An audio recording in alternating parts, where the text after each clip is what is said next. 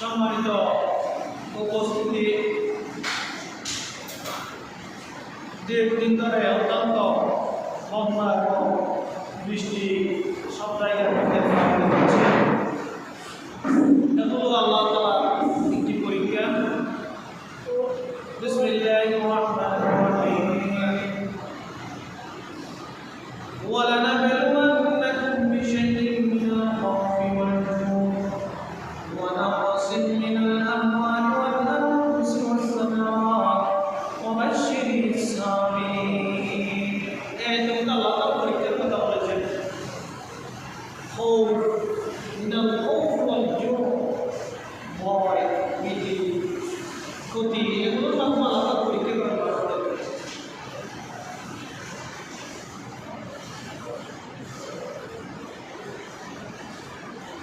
তো ঠিক সেই রকম শস্য ক্ষতি করে, বন্যা প্লাবিত হয়েছে, মানুষ ক্ষতিগ্রস্ত হয়েছে, মানুষ মারা গেছে, অনেক ঘরবাড়ি ক্ষতিগ্রস্ত হয়েছে। এগুলো আল্লাহ তাআলার পরীক্ষা। আল্লাহ তাআলার পরীক্ষার মধ্যে মানুষকে কি করতে হবে? উত্তীর্ণ হতে হবে। বিশেষ করে আল্লাহ পাক সুবহানাহু ওয়া তাআলা যে পরীক্ষাগুলো আমাদের জন্য করতেছে, বন্যার মধ্যে মানুষ মারা গেল, মানুষ ঘরবাড়ি, অনেক ঘরবাড়ি পাহাড় নিচে চলে গেল। তাহলে অনেক সময় মানুষকে আল্লাহ তাআলা এরকম করে পরীক্ষা করেন। তো পরীক্ষার মধ্যে আল্লাহকে ভয় করতে হবে, সবর করতে হবে। কি করতে হবে? সবর। ওয়াবাশশিরিস সাবিরিন, যারা ধৈর্য ধরবে তাদের জন্য কি সুসংবাদ। সুবহানাল্লাহ। যারা সবর, ধৈর্য ধরবে, সবর করবে, কিসের মধ্যে? কষ্টের মধ্যে। মিনাল খৌফ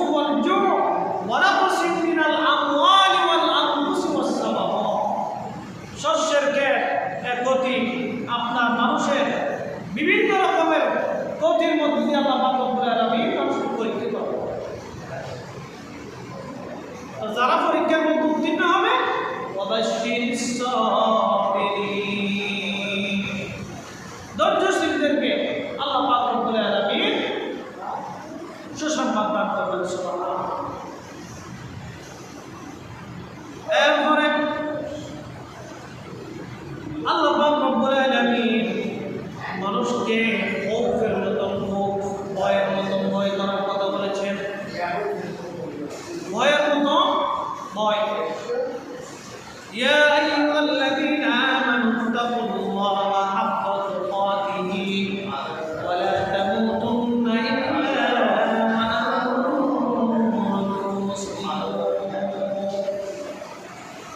ইয়া আইয়ুহাল্লাযীনা আমানু ওহে যারা ঈমান এনেছো, আল্লাহর যারা ঈমান এনেছো, বিশ্বাস স্থাপন করেছো, আল্লাহ পাক রব্বুল আলামিন তোমাদেরকে বলছেন ইত্তাকুল্লাহ, আল্লাহকে ভয় করার জন্য, হাক্কা তুকাতিহি, যেভাবে ভয় করা দরকার, যেমনি আল্লাহকে ভয় করা দরকার, যেভাবে ভয় করলে আল্লাহ খুশি হবেন।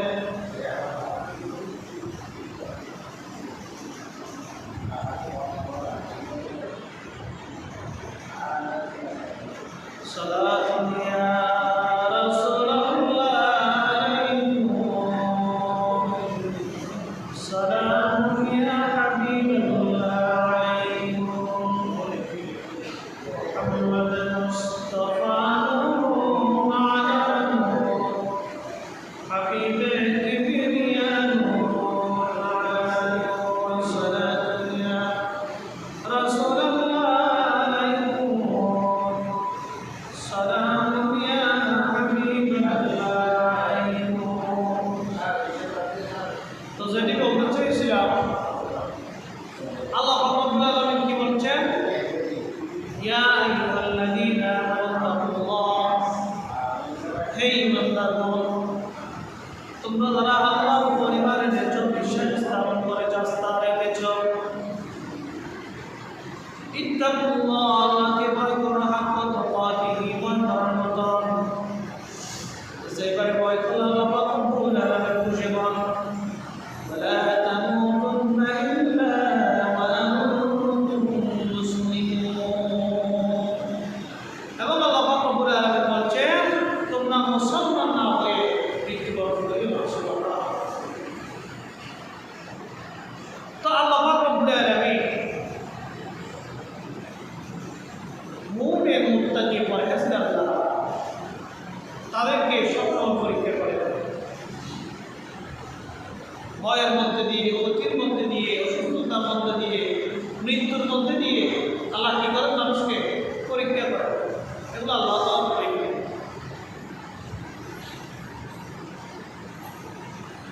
وَلَنَبْلُوَنَّكُمْ بِشَيْءٍ مِّنَ الْخَوْفِ وَالْجُوعِ وَنَقْصٍ مِّنَ الْأَمْوَالِ وَالْأَنفُسِ وَالثَّمَرَاتِ وَبَشِّرِ الصَّابِرِينَ। এই পরীক্ষার মধ্যে যারা উত্তীর্ণ হবে, আল্লাহ পাক রব্বুল আলামিন তাদেরকে সুসংবাদ দেওয়ার কথা বলেছেন। সুবহানাল্লাহ। তাহলে ঈমানদার মুত্তাকি যারা, তাদের অন্তরের মধ্যে মিনাল খাউফি ওয়াল রিজা, ভয় এবং আশা, ভয় এবং আশা, এই দুইটা নিয়ে মানুষ জীবন যাপন করবে, জীবন পরিচালনা করবে। মানুষ ক্ষতিগ্রস্ত হবে, মুসলমান ক্ষতি হলো লাভ, লাভ হলো লাভ, মুসলমানের ক্ষতি হলো লাভ, লাভ হলো লাভ। এগুলো আল্লাহ তাআলার পক্ষ থেকে, আল্লাহর পক্ষ থেকে যেগুলো আসবে সেগুলো ক্ষতি হলো ফায়দা, এবং অসুবিধা হলো লাভ হলো ফায়দা আছে। এগুলোর মধ্যে আল্লাহ কি রেখেছেন? ক্ষতির মধ্যে আল্লাহ উত্তম পরিকল্পনা, ভালো কিছু আল্লাহ তাআলা লিখে রেখেছেন। সেই জন্য মুসলমানের ক্ষতিও কি লাভ।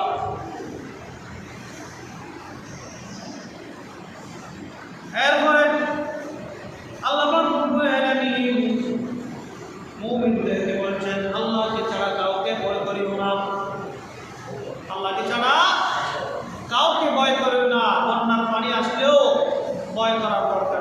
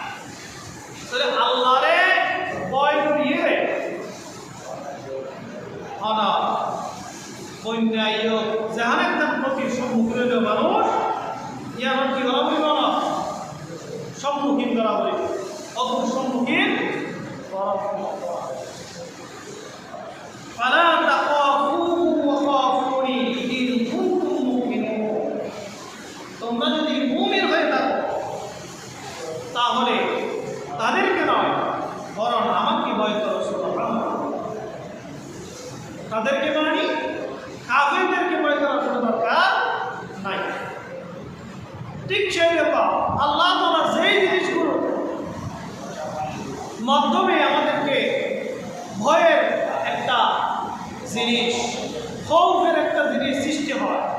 বন্যার মাঝে মানুষ ভয় পায়, বন্যা দেখলে মানুষ কি পায়? ভয় পায়। তাহলে এরকম বন্যা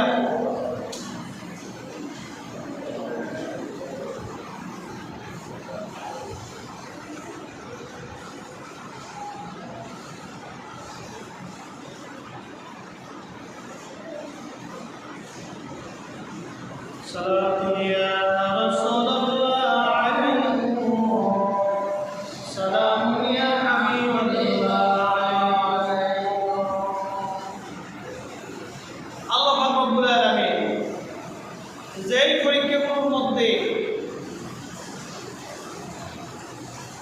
মানুষকে ভয় ভীতি সৃষ্টি করে, সেগুলোর মধ্যে কি করতে হবে?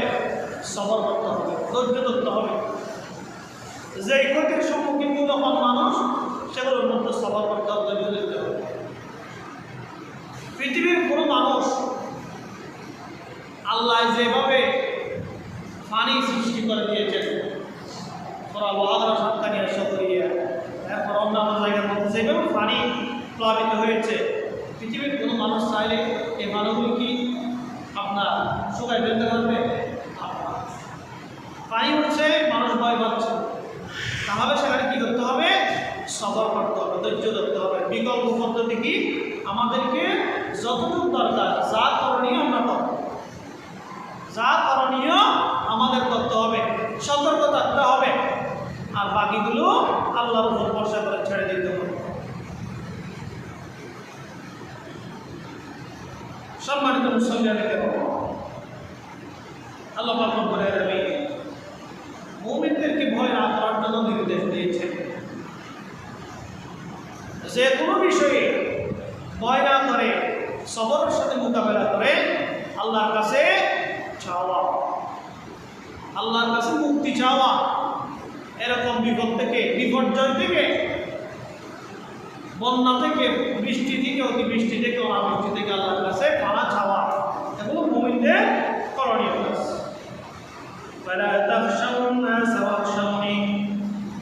মানুষকে ভয় করার কথা আল্লাহ তাআলা নির্দেশ করেছেন, মানুষকে ভয় না করার জন্য।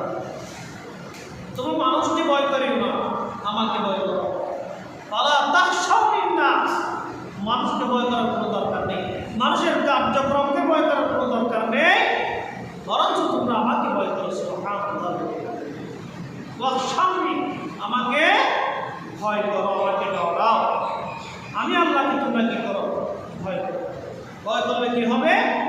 আল্লাহ তাআলার উপরে পূর্ণ বিশ্বাস, আল্লাহ তাআলার উপর আস্থা, আল্লাহ তাআলার উপর ইয়াকিন আমাদের অন্তর্ভুক্ত আছে। সুবহানাল্লাহ। আর যদি আল্লাহর উপর ইয়াকিন আসে, বিশ্বাস আসে, তাহলে আমরা এরকম বন্যা নয়, বন্যায় যদি আমাদেরকে বেশিও নিয়ে যায়, তাহলেও আমরা নারাজ না হয়ে সবর করে আল্লাহর উপর ধৈর্য ধরে আমাদের যতটুকু করণীয় ততটুকু করে আল্লাহর উপর কী করবো? রাজি থাকবো, আল্লাহর উপর খুশি থাকবো, এবং আল্লাহর নিকট আমরা চাইব। এগুলোর কারণে আমাদের যাই ক্ষতিগ্রস্ত হয়েছি, সেজন্য আল্লাহর কাছে চাইব যাতে আল্লাহ তাআলা আমাদেরকে মাফ করে দেন, এই বন্যাগুলো যাতে কমিয়ে দেন, পানিগুলো যাতে কমিয়ে দেন। আল্লাহ চাইলে একদিনও পানি কমিয়ে দিতে পারেন, 2 দিনও আল্লাহ তাআলা যদি নির্দেশ করে 2 দিনের মধ্যে পানি চলবে ইনশাআল্লাহ। তাহলে আমাদের করণীয় কি? আল্লাহর কাছে চাইতে হবে কিসের মাধ্যমে? ধৈর্যের মাধ্যমে এবং নামাজের মাধ্যমে। ধৈর্যের মাধ্যমে এবং নামাজের মাধ্যমে আল্লাহর কাছে কি করতে হবে? চাইতে হবে। গত দুবার মধ্যে আমি পবিত্রতার কিছু বিষয় আলোচনা করেছিলাম। সেখানে পবিত্র হওয়ার জন্য পানি দরকার। আর যদি কোথাও পানি পাওয়া না যায়, এমন জায়গার মধ্যে পানি পাওয়া না যায় যেখানে আমি কি নামাজের ওয়াক্ত চলে যাচ্ছে কিন্তু আমার পানি পাচ্ছি না, সেই জায়গার মধ্যে আমি তায়াম্মুম করে নামাজ পড়তে পারব। এটা পবিত্রতার একটা অংশ, তায়াম্মুম করা। এটা অন্য বিষয়, আমি গত জুমার মধ্যে বলেছি, সেজন্য আজকে একটু বলতেছি। অনেক মানুষ তায়াম্মুম করতে পারে না। এখন যদি জিজ্ঞেস করে তায়াম্মুমের ফরজ কয়টি, অনেকে জানে না। তায়াম্মুমের ফরজ কয়টি, অনেকে জানে না। মনে করেন আপনার শরীরের মধ্যে এমন কাটা জায়গা আছে, এমন ছিঁড়া জায়গা আছে, অথবা ডাক্তার আপনাকে পরামর্শ দিয়েছে আপনি পানি দ্বারা অজু করতে পারবেন না, তা আপনি কি নামাজ বসে থাকবেন? কিন্তু আমাদের সমাজের মধ্যে দেখা যায় ডাক্তার বলছে অজু করতে পারবে না, ডাক্তার বলছে অজু করতে পারবে না, সেজন্য নামাজ পড়ার কাছে মিশে নাই। কে অজু করতে পারবে, নামাজ পড়তে পারবে? এটা হচ্ছে সত্য। কিন্তু ওই আল্লাহর বান্দি বান্দা না জানলে অজু ছাড়াও নামাজ পড়া যায় কিসের মাধ্যমে? তায়াম্মুমের মাধ্যমে। ইন্নাল্লাহা ইউহিব্বুত তাওয়াবিনা ওয়া ইউহিব্বুল মুতাত্তাহিরিন। মুতাত্তাহিরিন আল্লাহ তাআলা নিশ্চয় পবিত্র এবং তিনি পবিত্রতাকে কি করেন? পছন্দ করেন, ভালোবাসেন। সুবহানাল্লাহ। সেই জন্য আমি পবিত্রতার কয়টি বিষয় বলেছি? দুইটা। একটা হচ্ছে পানি দিয়ে পবিত্র হওয়া যায়, আর কি দিয়ে? মাটি দিয়ে। না, পানি দিয়ে, মাটি দিয়ে। আমার আগে দেখতে পানিতে পবিত্র না দিয়ে, যারা না জানো তারা জানিল। এক নম্বর, পানি দিয়ে পবিত্র হওয়া যায়। পানি স্পর্শ করা যাচ্ছে না, ধরা যাবে না, পানি ধরলে অসুবিধা হবে এমন জায়গায় মাটি দিয়ে তায়াম্মুম করা যায়। এগুলো হচ্ছে শরীয়তের মশলা। আপনি গাড়ির মধ্যে আছেন, অন্য কোনো জায়গার মধ্যে আছেন, নামাজ ওয়াক্ত চলতে আসছে, সেখানে পানি পাওয়া যাচ্ছে না, আপনি দুলুবালি নিয়ে মাসের করে তায়াম্মুম করে আপনি নামাজ পড়তে পারবেন। এটা শরীয়ত আপনাকে জায়েজ করেছে। তাহলে অজুর ফরজ জানিয়েছি আমরা গত জমার মধ্যে 4টি। ভালো করে মনোযোগ দিয়ে শুনেন। অজুর ফরজ আমরা গত জমার মধ্যে জেনেছি কয়টি? 4টি। কি কি কাজ করলে আপনার অজু ফরজ হবে? অজু ফরজ হবে। যেমন নামাজের আগে অজু ফরজ। নামাজের আগে কি ফরজ? অজু ফরজ। নামাজ পড়ার আগে আপনাকে অজু করতে হবে, এটা এক নম্বর কথা। তাহলে এই নামাজের আগে অজু করতে হবে। আপনার অজু করলে যদি আপনি পবিত্র হয়ে যান তাহলে আর অজু করবেন। আর আপনার যদি গোসল ফরজ হয় তাহলে আপনি অজু করলে পবিত্র হবেন না। আপনার কি করতে হবে? গোসল করতে হবে। গোসল করে তারপরে নামাজ পড়তে হবে। এবার আসেন, অজুর ফরজ 4টি, গোসলের ফরজ 3টি। গোসলের ফরজ হচ্ছে কত সময়ের মধ্যে বলেছি? গলা সহিত কুলি করা। 1 নম্বর, এটা ফরজ, এটা সুন্নাত মুস্তাহাব নয়। গোসল যখন ফরজ হবে তখন গলা সহিত কুলি করতে হবে, এটা ফরজ। 2 নম্বর, নাকের নরম জায়গা পর্যন্ত পানি পৌঁছাতে হবে, এটা ফরজ, সুন্নাত নয়। অজু পরিবেশিত নাকের পানি তো সুন্নাত, কিন্তু গোসল যখন ফরজ হবে নাকের নরম জায়গা পর্যন্ত পানি পৌঁছানো এটা ফরজ কাজ। এর কি হাজ? ফরজ। এর সুন্নাত না, এর করতে হবে, একটা বাধ্যতামূলক ফরজ। এটা যদি না করেন আপনার গোসল হবে না। গোসল না করলে 100 বার অজু করলে আপনার নামাজ হবে না। 3 নম্বর হাসিলে সমস্ত শরীরে ব্যবহার করিয়ে পবিত্র পানি দিয়ে ধৌত করে গেল। এটা হচ্ছে গোসলের নিয়ম। গোসল ফরজ হওয়ার নিয়ম, সুন্নাত অনেকগুলো আছে। এরপর আসেন তায়াম্মুমের ফরজগুলো জানেনি। তো তায়াম্মুম কোথায় জায়েজ হবে? আপনি গাড়ির মধ্যে আছেন, রেলের মধ্যে আছেন, আপনার পানি খাওয়ার সুযোগ নাই, নামাজ ওয়াক্ত চলে যাচ্ছে, সেই জায়গার মধ্যে আপনি বেডের মধ্যে আপনি কি করে হাত মেরে আপনার হাতকে দুরু করে কি করতে পারবেন? তায়াম্মুম করতে পারবেন। তারপরে এমন জায়গায় চলে গেছেন যেখানে পানি পাওয়ার কোনো আশঙ্কা নাই, সম্ভাবনা নাই, সেখানে আপনি তায়াম্মুম করতে পারবেন। আপনাকে ডাক্তার পরামর্শ দিয়েছে আপনি পানি ছুঁইতেও পারবেন না, ধরতেও পারবেন না। যদি ধরেন আপনার মৃত্যু হতে পারে, মরে যেতে পারেন। তাহলে আপনি নামাজ পড়বেন কি দিয়ে? মাটি দিয়ে পবিত্র হয়ে নামাজ পড়তে পারবেন। এটা জায়েজ তায়াম্মুম। তাহলে তায়াম্মুমের 3টি ফরজ আছে। কয়টি ফরজ? 3টি ফরজ। এগুলো জেনে রাখেন। 1 নম্বর, পাক মাটির মধ্যে হাত মেরে এই পাশে বসেন, এই পাশে ভিজে, এই পাশে বসেন, এই পাক মাটিতে হাত মেরে তাহলে সমস্ত মুখ একবার মাসে করাটা ফরজ। সমস্ত মুখ একবার মাসে করাটা কি ফরজ? পাক মাটির মধ্যে হাত লাগাইয়া আপনার হাতের মধ্যে যেই ময়লাগুলো, যেই ধুলোগুলো, যেই মাটিগুলো আছে সেগুলোকে সমস্ত মুখের মধ্যে একবার মাসে করাটা কি সুন্নাত নাকি ফরজ? ফরজ। তায়াম্মুম করলে এইটা করতে হবে, মাটির ধুলো এগুলো এখানে হাত থাকতে হবে। পাক মাটির মধ্যে হাত লাগিয়ে মারানোর পরে 2 দিন বেঁধে হাত ফুসি করে এনে করিয়ে ফুসি এবার একদম মাসে করে তায়াম্মুম হবে না। তায়াম্মুম হওয়ার জন্য মাটি স্পর্শ করতে হবে, এটা আবশ্যক খরচ। মশলা খেয়াল করেন। তাহলে মাটির মধ্যে হাত মারলে হাতের মধ্যে যে গুলোগুলো আছে সমস্ত মুখের মধ্যে এগুলো মাসে করা 1 নম্বর খরচ। 2 নম্বর খরচ হলো পাক মাটির মধ্যে হাত মেরে সব এই মাটিগুলো আপনার কি করতে হবে? তায়াম্মুমের 1 নম্বর খরচ হচ্ছে নিয়ত করা। কি করা? নিয়ত করা। আমার ভুল হয়েছে। তায়াম্মুমের 1 নম্বর খরচ কি করা? নিয়ত করা। আমি পবিত্র মাটি দ্বারা যোহরের নামাজ পড়ার জন্য তায়াম্মুম করতেছি। কি করতেছি? তায়াম্মুম এটা খরচ, 1 নম্বর খরচ। 2 নম্বর মুখ মাসে করা। 3 নম্বর আসে আপনার উভয় হাত পুরোই পর্যন্ত, হাতের পুরোই পর্যন্ত পাক মাটির মধ্যে হাত লাগিয়ে এই যে ময়লাগুলো থাকবে, অবশিষ্ট ধুলোবালিগুলো থাকবে, এগুলো আপনার হাতের মধ্যে কি করতে হবে? মেজে দিতে হবে। এটাকে মাসে করা বলে। কি করা বলে? মাসে করা। 3 নম্বর খরচ। তায়াম্মুমের কয়টি খরচ পেলাম আমরা? 3টি। নামাজ থেকে তায়াম্মুমের কয়টি খরচ পেলাম? 3টি। বিশেষ করে তায়াম্মুম দরকার হয় বুড়া বয়স, তবে বুড়া যারা আছেন, মুরব্বী যারা আছেন, তারাই মাথা রাখবেন। পানি না থাকলে তায়াম্মুম করে নামাজ পড়তে পারবেন, এর মনে রাখবেন। অর্থাৎ পানি না পাইলে পানি নাই যে নামাজ পড়ি না পারিতে, পানি না থাকলে তো তায়াম্মুম করে নামাজ পড়া যায় জানো।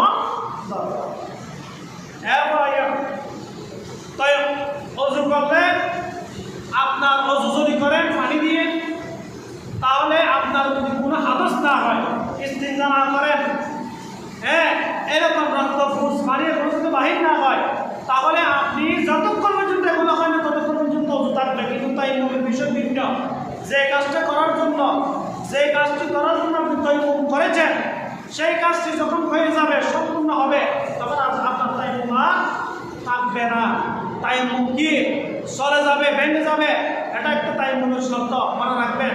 মনে করেন নামাজ পড়ি বেলায় তায়াম্মুম করেন, কি করি বেলায়? নামাজ পড়ি বেলায় নামাজ পড়ি গিয়ে যে আসান করি গিয়ে তায়াম্মুম যেন লাগে জ্ঞান ইয়ান করি গেলে আমার তায়াম্মুম শেষ। তায়াম্মুম আর নাই, আমার আত্মপুত্র নয়। আর যদি আবার পুনরায় আকামি বাবদ ধরে গেলে সন্দেহ কোরআন শরীফ স্পর্শ করা অজু পবিত্রতা খরচ, তাহলে কোরআন শরীফ স্পর্শ করে পুনরায় তায়াম্মুম করা হয়ে যাবে। মাসালা জানি রাখবেন। তাই তায়াম্মুম করি দূর গিয়ে আমার সমস্যা নয়, মগরিবটা নামাজ পড়ি।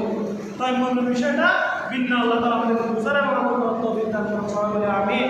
ধৈর্য ধরুন, তৌফিক দান করুন। সবাই বলে আমিন। ওয়া আখিরু দাওয়ানা আলহামদুলিল্লাহি রাব্বিল আলামিন। সুন্নাত করেন।